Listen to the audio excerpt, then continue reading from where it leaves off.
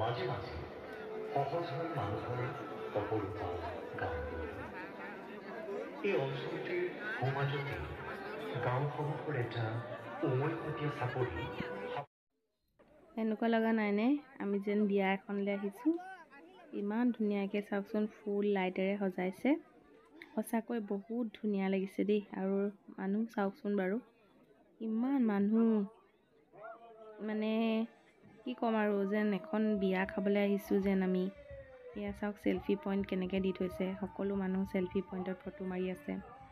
এইখন এখন ধুনীয়া নাৰ্চাৰী খুলি থৈছে, দেখিছেনে? পাৰিজাত নাৰ্চাৰী।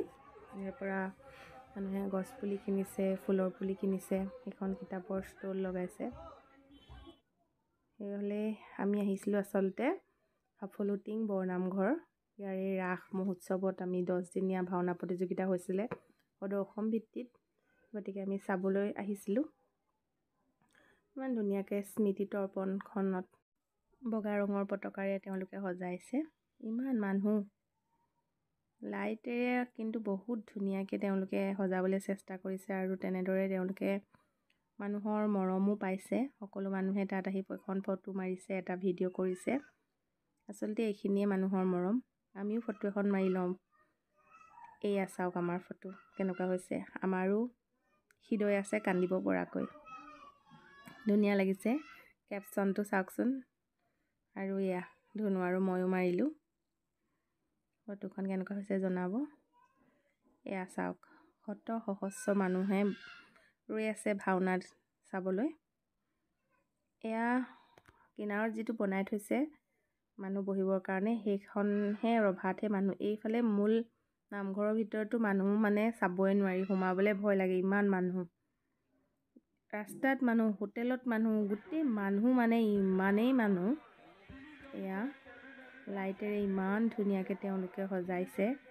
এই ভাইটিটোৱে আকৌ মোক কৈছে মানে কিবা এটা ভিডিঅ' কৰিবৰ কাৰণে কৈছে। আৰু